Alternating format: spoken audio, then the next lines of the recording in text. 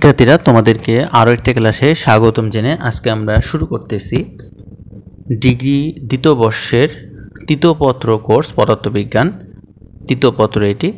তো এটি অধ্যায় 1 গ্যাসের গতিতত্ত্ব থেকে আজকে তোমাদের গুরুত্বপূর্ণ একটি থিওরি সলিউশন করে দেব। তো শিক্ষার্থীরা তোমরা প্রথম থেকে শেষ পর্যন্ত অবশ্যই আজকে ক্লাসটি দেখার জন্য চেষ্টা করবা, তাহলে তোমাদের এই থিওরিটি পুরোপুরি ক্লিয়ার হয়ে যাবে এবং পরীক্ষাতে আসলে তোমরা সুন্দরভাবে করতে পারবা। তো এটা খুবই ইম্পর্ট্যান্ট একটি থিওরাম, এটা 2021 সালে এসেছিল ডিগ্রিতে, 15 এবং 21 সালে। এটা তোমাদের জন্য ভেরি ভেরি ইম্পর্ট্যান্ট এবার তোমরা যারা পরীক্ষার্থী রয়েছে। তো দেখো এই থিওরিতে বলছে যে আদর্শ গ্যাসের গতীয় স্বীকার্য হতে পিভি ইকুয়াল টু 1/3 mnc² সমীকরণটি প্রতিপাদন করো। গ্যাসের গতীয় স্বীকার্য থেকে এটা প্রমাণ করতে হবে। তো এটা প্রমাণ করার আগে আমাদের যেটা করতে হবে, আমরা এখন একটা চিত্র অঙ্কন করব।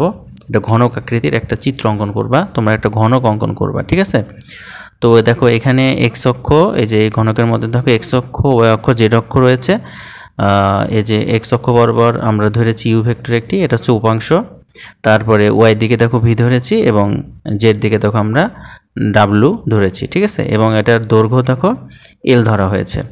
তো একটি ঘনক আকৃতির পাত্রে আমরা কি করব, দেখো এটা একটা ঘনক আকৃতির পাত্র, এখানে আমরা এন সংখ্যক গ্যাস অণু রয়েছে। এই পাত্রটার মধ্যে কি আছে, এই যে এন সংখ্যক, এই যে ডট ডট দেখতে পাচ্ছ না, এইগুলোকে এন সংখ্যক এখানে হচ্ছে গ্যাস অণু রয়েছে, যার প্রতিটি অণুর ভর হচ্ছে এম।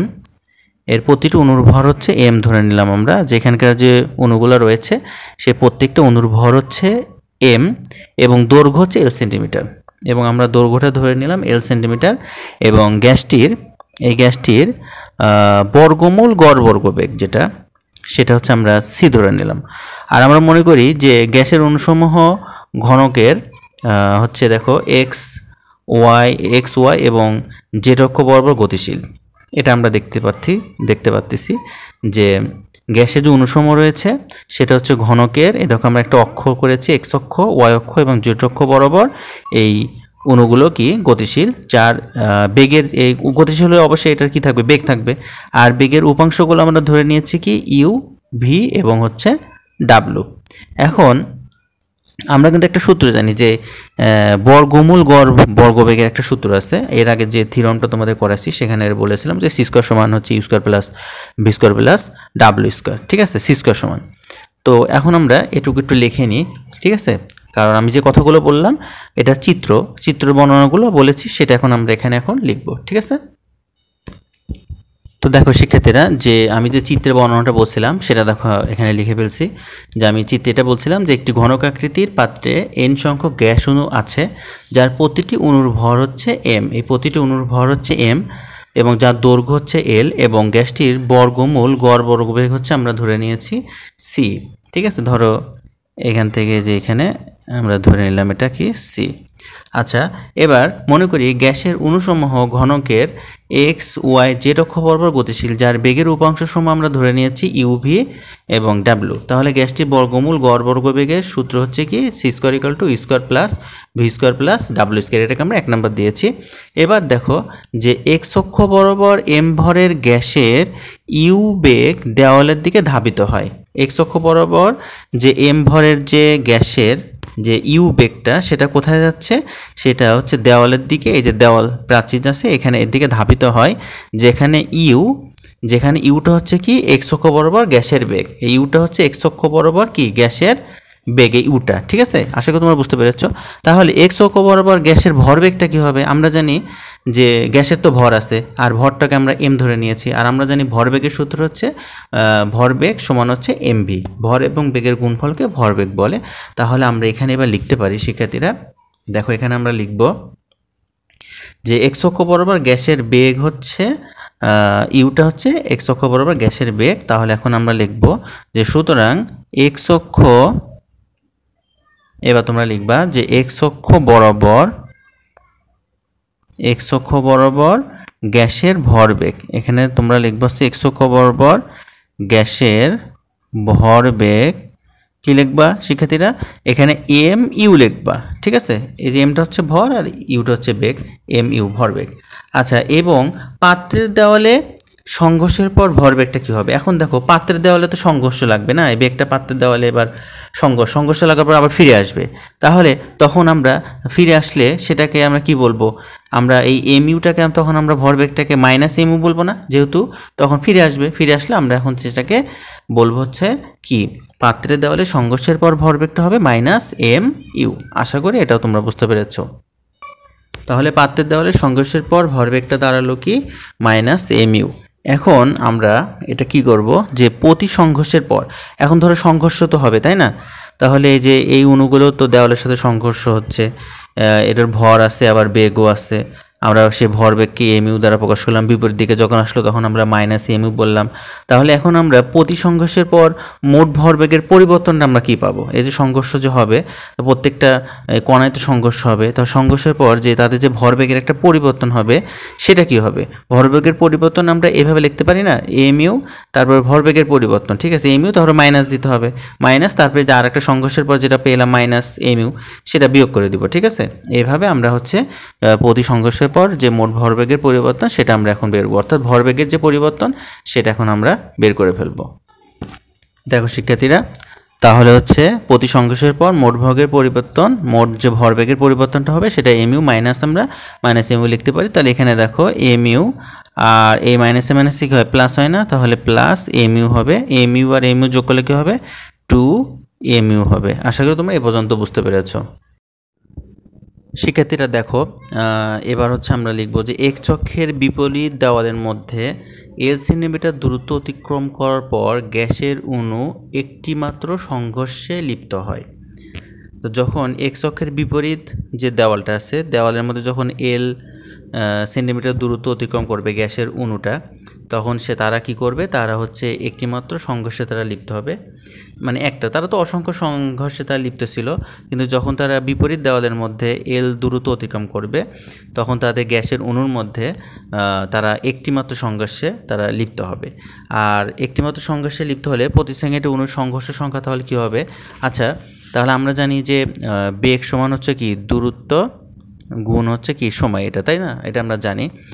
তো এটা যেহেতু প্রতি সেকেন্ডে মানে 1 সেকেন্ডে তারা হচ্ছে, এখানে দেখো এই বেগ সমান হচ্ছে বেগ সমান হচ্ছে দূরত্ব গুণন সময়, তাই তো।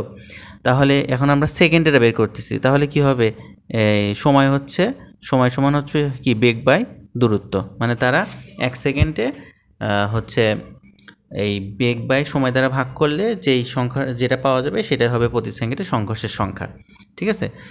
এই বেগকে আমরা দূরত্ব দিয়ে ভাগ করলে যেটা পাবো সেটা হবে প্রতি সেকেন্ডে অণুটির সংঘর্ষ সংখ্যা। আশা করি তোমরা বুঝতে পেরেছো। এবার তাহলে এক্স অক্ষ বরাবর, দেখো চিত্রটা খেয়াল করো, তাহলে এক্স অক্ষ বরাবর, এই যে এক্স অক্ষ বরাবর এই যে চিত্রটা, এক্স অক্ষ বরাবর, এটা তো ওয়াই অক্ষ, এটা জেড অক্ষ, তাহলে এই এক্স অক্ষ বরাবর ইউ, এই যে ইউ, ঠিক আছে, ইউ বেগে গতিশীল যে গ্যাস অণু ছিল সেটার মোট ভরবেগের পরিবর্তনটা তাহলে আমরা কি লিখতে পারবো এখন, যে এক্স অক্ষ বরাবর ইউ বেগে গতিশীল যে গ্যাস অণুর মোট ভরবেগের পরিবর্তন, সেটা আমরা কি এখন মোট ভরবেগের তাহলে কি পরিবর্তনটা হলে, এটা তোমরা ভরবেগের পরিবর্তন লিখেছিলাম যে 2 এমইউ আমরা বের করেছি, ঠিক আছে। আর একটা সংঘর্ষ সংখ্যা বের করলাম, যে প্রতি সেকেন্ডে যে অণুটির সংঘর্ষ সংখ্যাটা কি সেটা আমরা বের করছি।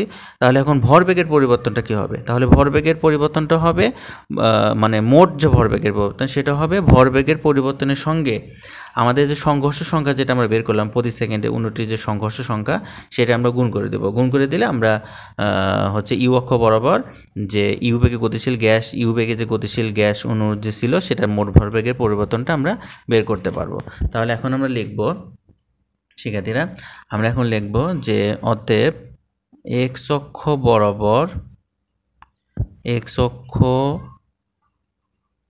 বরাবর ইউ বেগে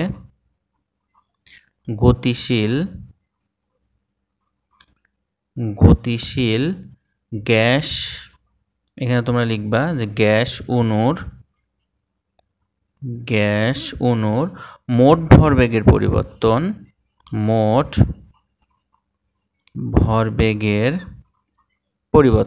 সমান কি লিখবো আমরা, সমান আমরা লিখবো হচ্ছে ভরবেগের পরিবর্তন, আগে লেখো ভরবেগের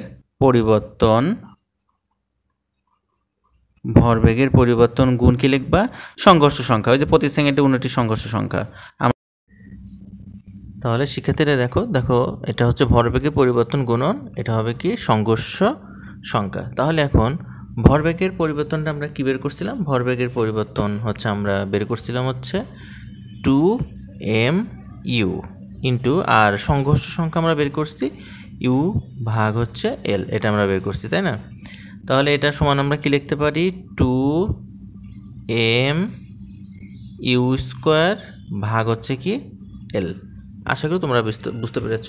এখন y অক্ষ এবং z অক্ষ বরাবর যেটা রয়েছে যে মোট ভরবেগের পরিবর্তন, সেটা আর এখন আমরা বের করব না, আমরা শুধু এখন লিখব যে একইভাবে একটা বের করলেই হবে, একটা বের করে অন্যগুলো শুধু আমরা লিখে দিব যে একইভাবে y অক্ষ বরাবর, দেখো y অক্ষ বরাবর তাহলে কি হবে? 2mv স্কোয়ার বাই হবে কি l, ইউ এর জায়গায় ভি লিখতে হবে, ঠিক আছে? এবার লিখবা জেড অক্ষ বরাবর আমরা লিখব হচ্ছে 2mw স্কোয়ার বাই হচ্ছে l। এখন এই যে এক্স অক্ষ, ওয়াই অক্ষ এবং জেড অক্ষ বরাবর মোট ভরবেগের পরিবর্তনটা আমরা এখন বের করে ফেলবো, অর্থাৎ সবগুলো এখন আমরা যোগ করব। এক্স অক্ষ বরাবর, ওয়াই অক্ষ বরাবর এবং জেড অক্ষ বরাবর যেটা আমরা বের করছি আলাদা করে, সেগুলো এখন সব আমরা এবার একসঙ্গে যোগ করে দেবো। তাহলে এখানে লিখবা এক্স কমা ওয়াই ও জেড অক্ষ বরাবর মোট ভরবেগের পরিবর্তন। সবগুলো এখন আমরা কি করব? সবগুলো এখন আমরা যোগ করে দেব। তাহলে লেখো 2mu স্কোয়ার বাই হচ্ছে l plus 2mv square by হচ্ছে l plus 2mw square by হচ্ছে l।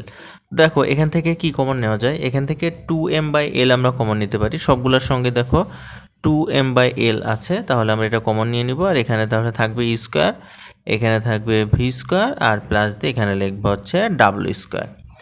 তো এই যে U square plus V square plus W square সমান কি সি স্কোয়ার না? ওই যে আমরা প্রথমে বের করে রাখছিলাম। শিক্ষার্থীরা দেখো আমরা এখানে 1 নম্বর সমীকরণে বের করে রাখছিলাম C square equal to U square plus V square plus W square. তো আমরা এখন এখানে এই U square plus V square plus W স্কোয়ারের পরিবর্তে আমরা কি লিখবো? সি স্কোয়ার লিখবো। তাহলে এখানে লিখবা 2m C square by l, আর এখানে তোমরা লিখে দিতে পারো যে 1 নং হতে পাই। 1 নংয়ের সাহায্য নিয়ে আমরা এটা করেছি, এজন্য তোমরা এখানে এটা লিখে দিতে পারো, ঠিক আছে? আশা করি তোমরা এই পর্যন্ত বুঝতে পেরেছ। তো এখন শিক্ষার্থীরা এটা তো আমরা হচ্ছে এক্স ওয়াই এবং জেড অক্ষ বরাবর যে মোট ভরবেগের পরিবর্তন সেটা বের করে ফেলেছি। এখন যদি এন সংখ্যক অণুর জন্য ভরবেগের পরিবর্তনটা আমরা বলি, এটা একটি অণুর ক্ষেত্রে আমরা বের করেছি, তাই না? প্রতি সেকেন্ডে অণুটির সংঘর্ষ সংখ্যা আমরা বের করেছিলাম একটি অণুর ক্ষেত্রে। তো এখানে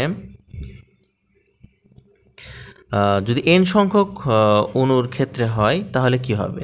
তাহলে এখানে এন সংখ্যক অণুর ক্ষেত্রে বললে ভরবেগের পরিবর্তন এখানে তোমরা লিখে দিবা 2mn সি স্কোয়ার বাই হচ্ছে l। আশা করি বুঝতে পেরেছো। তাহলে এখন আমরা এটা লিখব। তো দেখো সেক্ষেত্রে আমরা লিখলাম যে এন অণুর জন্য ভরবেগের পরিবর্তন হচ্ছে 2mn সি স্কোয়ার বাই হচ্ছে l। তো আমরা এখন জানি যে দেখো আমরা যে চিত্র অঙ্কন করেছিলাম সেই চিত্রটা কিন্তু একটা ঘনক। এই যে আমরা যে চিত্রটা অঙ্কন করেছি দেখো এই চিত্রটাকে একটা ঘনকের চিত্র না, এটা একটা ঘনক, তাই না? তাহলে এটা একটা ঘনকের চিত্র। তো আমরা জানি যে ঘনকের ক্ষেত্রফলের সূত্র হচ্ছে 6l স্কোয়ার, কারণ এখানে দেখো ঘনকের প্রত্যেকটা তল কিন্তু এখানে l দ্বারা আমরা প্রকাশ করেছি। চিত্রে তোমরা দেখেছো l দ্বারা প্রকাশ করেছি। তাহলে এখানে আমরা জানি যে ঘনকের ক্ষেত্রফলের সূত্রটা লিখে ফেলো। লেখো যে ঘনকের ক্ষেত্রফলটা হচ্ছে 6l স্কোয়ার, ঠিক আছে? এটা এবং লিখবা যে ঘনকের ওপর লেখো যে ঘনকের ওপর ঘনকের ওপর গ্যাসের প্রযুক্ত বল, গ্যাসের প্রযুক্ত বল। আচ্ছা, তাহলে এটা একটু এখন দেখো বুঝতে হবে যে এই ঘনকের ওপর যে গ্যাসের যে একটা প্রযুক্ত বল, যে একটা ফোর্স, সেটা সমান আমরা কি লিখতে পারি? তো গ্যাসের মধ্যে কি আছে? চাপ আছে, তাই না? আর হচ্ছে বল সমান আমরা জানি চাপ গুণন হচ্ছে ক্ষেত্রফল, এটা আমরা জানি। তাহলে বল সমান কি? যে চাপ গুণন ক্ষেত্রফল।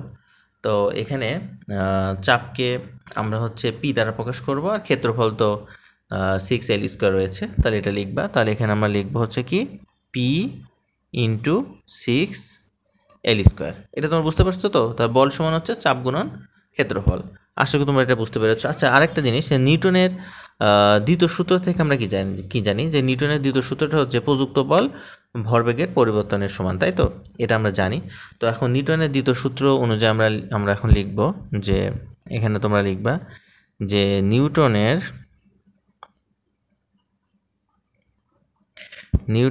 দ্বিতীয় সূত্র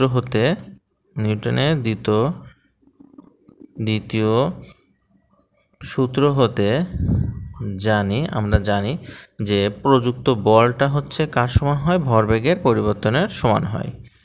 এখানে লেখো যে প্রযুক্ত বল সমান হচ্ছে ভরবেগের পরিবর্তন, ঠিক আছে?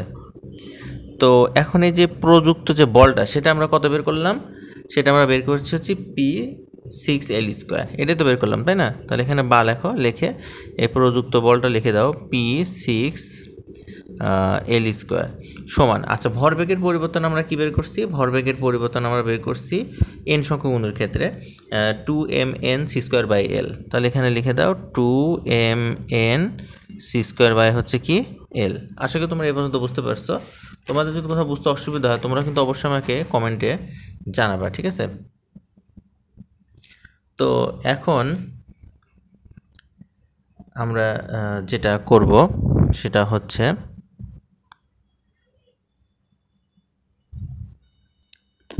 দেখো শিক্ষার্থী বন্ধুরা, এই যে এলটা এদিকে চলে আসবে, এটা ভাগ আছে, এদিকে আসলে কিন্তু গুণ হবে। তাহলে এখানে আমরা কি এভাবে লিখতে পারি পি, আচ্ছা 6টা আগে লেখো, 6p, আর L² সঙ্গে L গুণ করলে কি হয়? L³ হয় না? তাহলে এখানে আমরা কিন্তু L³ লিখতে পারি।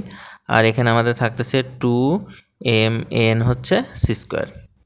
আচ্ছা, এবার আমরা জানি আয়তন সমান কি? আয়তন সমান হচ্ছে L³ না, মানে আয়তন সমান হচ্ছে L³, এটা আমরা জানি। আয়তন মানে কিউব না, যে দৈর্ঘ্য গুণন প্রস্থ গুণন উচ্চতা যদি একই হয়, যেহেতু এখানকার প্রত্যেকটার হচ্ছে দৈর্ঘ্য প্রস্থ উচ্চতা সমান, আমরা L ধরে নিয়েছি, তাহলে আয়তন সমান আমরা লিখতে পারি হচ্ছে কি L³, ঠিক আছে? তাহলে এখানে আয়তন সমান L³। তাহলে L³ পরিবর্তে আমরা কি লিখতে পারি? আমরা ভি লিখতে পারি। আয়তনকে ভি দ্বারা প্রকাশ করে আমরা এখানে ভি লিখতে পারি। তাহলে এখানে আমরা লিখব 6pv = 2mnc²। এখানে সাইন নোটে তোমরা লিখে দিতে পারো যে আয়তনকে আমরা ভি দ্বারা প্রকাশ করি, আর ভি সমান কি হয়? L³ হয়, এটা লিখে দিতে পারো, ঠিক আছে? তো এখন শিক্ষিত বন্ধুরা দেখো, আমরা যদি 2 দ্বারা ভাগ করে দিই, এই 2 দ্বারা ভাগ করে দিই উভয় পক্ষকে, তাহলে এখানে কত হবে? 3 হবে না? 2 দিয়ে ভাগ দিলে 3 × 6 3pv হবে, আর এখানে 2 তো কেটে যাবে, 2 দিয়ে ভাগ করলে এখানে 2 কেটে যাবে। তাহলে এখানে থাকবে হচ্ছে mnc²। আশা করি তোমরা এই পর্যন্ত বুঝতে পেরেছ। এখন দেখো, আমরা যদি এই 3টাকে ডান দিকে নিয়ে আসি তাহলে কী হবে? 1/3 হবে না? এখানে গুণ আছে, এদিকে আসলে ভাগ হবে, 1/3 mnc²। দেখো, এটাই কিন্তু আমাদের, এটা 2 নম্বর সমীকরণ, এটাই কিন্তু প্রমাণ করতে বলছে। যদি এই পর্যন্ত প্রমাণ করতে বলে তাহলে তোমরা এই পর্যন্ত লিখে দিবা, ঠিক আছে? আর যদি বলে দেয় যে একক আয়তনে গ্যাসের চাপ গ্যাস অণুগুলোর গতিশক্তির 2/3 সমান, তাহলে কিন্তু আরেকটু কাজ করতে হবে, ঠিক আছে? যদি এই পর্যন্ত বলে তাহলে এই পর্যন্ত লিখবা। আর যে কথাটা বললাম যে একক আয়তনে গ্যাসের চাপ গ্যাস অণুগুলোর গতিশক্তির 2/3 সমান, তাহলে তোমাদেরকে আরেকটু কাজ করতে হবে, সেটা আমি করে দিচ্ছি। এখানে যে কাজটা করবা, এখন তোমরা লিখবা যে এখন লেখো গ্যাসের মোট ভরকে আমরা m দ্বারা প্রকাশ করব, বড় হাতের M দ্বারা এবার প্রকাশ করব। গ্যাসের মোট ভরকে, গ্যাসের ভরকে তো আমরা প্রথমে ছোট হাতের এম দ্বারা প্রকাশ করছিলাম, এখন মোট ভরকে আমরা এম দ্বারা প্রকাশ করব। তাহলে মানে বড় হাতের এম দ্বারা, যদি বড় হাতের এম হলে তাহলে আমরা বড় হাতের এম সমান আমরা এম এন লিখতে পারি। এটা তো তোমরা বুঝতে পারছো, এম এনটা এটাই যে হচ্ছে এম মানে তো ওই যে গ্যাসের ভর, আর এন মানে হচ্ছে অনুসংখ্যা। তো এটা আমরা লিখতে পারি। তো সুতরাং মানে এম সমান হচ্ছে এম এন লিখবা, ঠিক আছে, এন সংখ্যক ভর আর কি, অনুসংখ্যা। আচ্ছা, এর এম এন। এবার দেখো, সুতরাং আমরা এই 2 নম্বর সমীকরণে এই যে এম এন এর পরিবর্তে বড় হাতের এমটা বসাই দিতে হবে, বুঝতে পারছো? তাহলে এখানে লেখো যে 2 নং হতে পাই, 2 নং হতে পাই লিখে এই যে এখানে হচ্ছে পিভি লিখবা। পিভি লেখার পরে এখানে হচ্ছে কি লিখবা, পিভি লিখলে, ঠিক আছে। লেখার পরে এখানে তোমরা একটু কাজ করে নিবা, এখানে 1/3 আছে, তো তোমরা এখানে 2/3 করবা। তাহলে অতিরিক্ত তুমি কি নিচ্ছ, অতিরিক্ত তুমি এখানে 2টা নিচ্ছ, তাই না? তাহলে এখানে আবার এটা 1/2 আকারে দেখাই দিবা, ঠিক আছে। তাহলে দেখো এই 2 যদি তুমি কাটো তাহলে 1/3 কিন্তু থাকতেছে। এটা আমাদের 2/3 লেখা আছে, তো গতিশক্তি 2/3, এই জন্য এখানে 2/3 তোমাকে নিয়ে আসতে হবে, ঠিক আছে। এই জন্য আমরা এখানে 2/3 লিখবো, লেখার পরে গুণ চিহ্ন দিব, দেওয়ার পর 1/2 লিখলে এই 2 কাটলে কিন্তু 1/3 থাকে। আর এম এন সমান আমরা কি লিখবো, এম এন সমান হচ্ছে আমরা লিখবো হচ্ছে বড় হাতের এম। আশা করি বুঝতে পেরেছ। আর এখানে লেখা হচ্ছে সি স্কোয়ার, ঠিক আছে।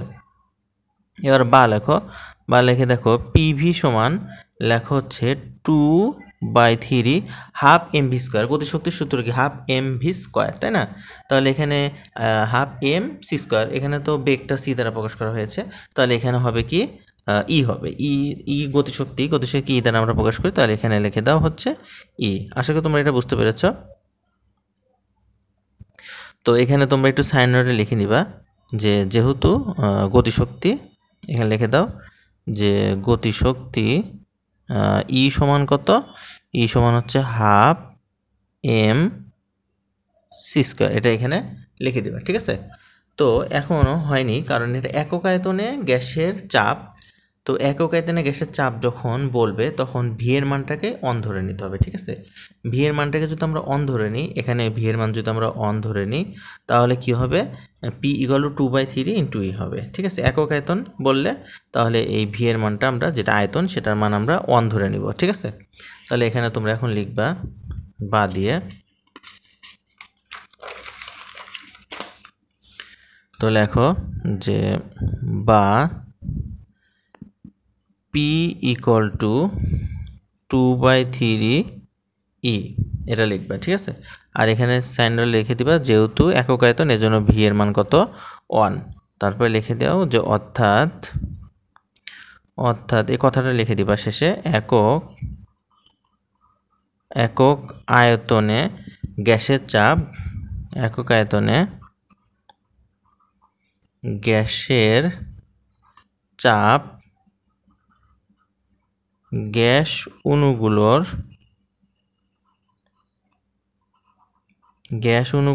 গতিশক্তির